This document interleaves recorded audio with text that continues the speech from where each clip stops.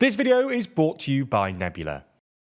The French economy, and to be fair, France more generally, is having a tough time at the moment. Thanks to weak growth, lackluster tax receipts, and one of the world's biggest public sectors, France is slipping into a debt crisis, which has become both a cause and a symptom of its ongoing political crisis. This has given way to a pretty widespread sense, not least in France, that the country and its economy are doomed. But peek beneath the proverbial bonnet and the French economy actually looks pretty good, or at least better than the headlines currently suggest.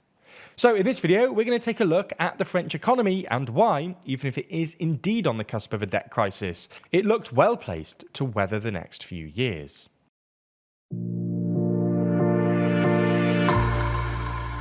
Before we start, if you haven't already, please consider subscribing and ringing the bell to stay in the loop and be notified when we release new videos. So let's get straight into it. The first and probably biggest reason we think that the French economy is underrated is that French productivity is higher than aggregate GDP data sometimes suggests. As we've mentioned in previous videos, productivity, which is broadly defined as economic output or GDP per hour worked, is probably the most important metric in economics. GDP can be inflated by either bringing more people into a country or getting people to work more hours.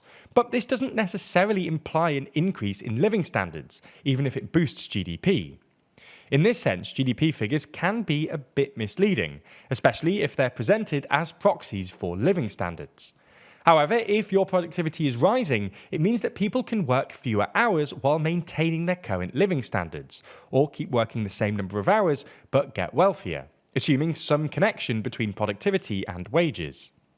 Anyway, France has some of the highest productivity in the world, but this doesn't always show up when you're comparing GDP or GDP per capita, in large part because the French work fewer hours than the rest of us. In part because of the 35-hour work week for salaried workers introduced in 2000 and the fact that French workers get 30 days of annual leave, the French work an average of roughly 1,500 hours a year, well below the OECD average of around 1,750. Take a look at this graph, for instance, comparing IMF data on GDP per capita in France, the UK and the US. It looks like, having broadly moved in tandem for most of the 20th century, the US shoots ahead after 2008, while France and the UK lag behind.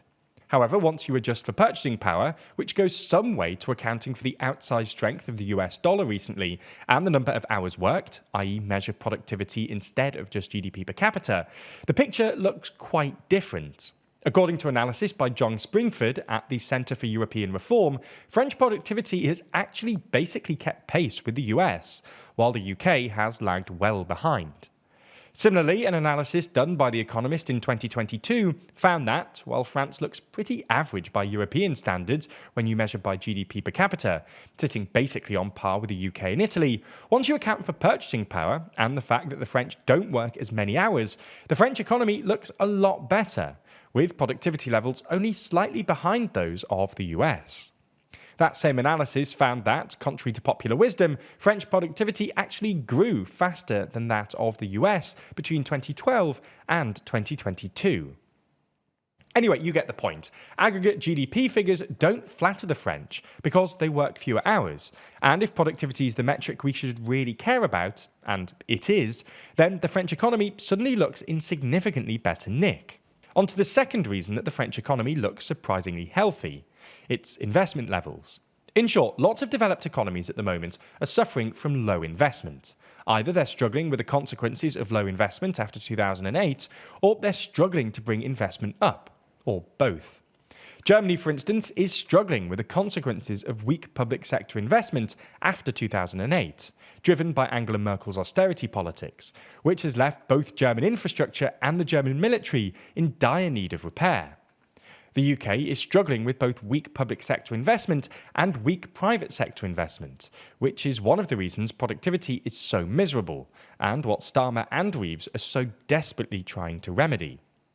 While the data here is a bit murky because quite a lot depends on how you define investment, according to IPPR analysis of OECD data, private sector investment has risen quite dramatically over the past decade or so, going from 9% of GDP to about 14%, and France now has the second highest level of private sector investment in the G7, behind only Japan. At least some of this has to do with a series of structural reforms to the labour and tax systems passed by Macron's government over the past 8 years or so that aim to make France more competitive and attractive to foreign investment. Similarly, public sector investment in France is usually about 25% above the EU average and well above peer economies like the UK and Germany. In the aggregate, this means that investment as a share of French GDP is hovering around 25%, according to World Bank data, higher than Germany, Italy, the UK, and the US. Not only does this mean that, for instance, French infrastructure is in pretty good shape, but more generally, it means that France won't have to dramatically rebalance its economy to increase investment, which is something other economies like the UK and Germany are probably going to have to do to meet the demands of the energy transition and the war in Ukraine. Now, that's not to say that the French economy is perfect. While high productivity and investment are probably the two most important things an economy can have, France is facing both an immediate and a structural crisis. The immediate crisis is that GDP, and actually productivity, have effectively stagnated in the past couple of years, which has meant lower than expected tax revenues, which has, in turn, created the acute budget crisis we're seeing at the moment. The deficit came in at above 6% of GDP this year, way more than the 4.4% originally forecast, and the French Parliament can't agree on a programme to get it back down. But this acute budget crisis is in many ways reflective of a deeper structural problem for the French economy, the unsustainability of its public finances. The French state is probably the biggest in the world, and government spending usually accounts for more than 50% of GDP. According to the latest IMF data, for instance, government spending accounted for 58% of French GDP in 2022, compared to 49% in Germany, 44% in the UK, and 36% in the US. This isn't a problem in and of itself, but the French state has proven reliably unable to finance this spending with taxes, which is why France's debt-to-GDP ratio has risen to about 112% of GDP, and will probably continue to rise for the near future, given where the deficit currently stands. While France probably isn't immediately at risk of an acute debt crisis, given French borrowing costs have apparently stabilised, resolving this structural imbalance will require structural reform, which will, in turn, require a more functional politics.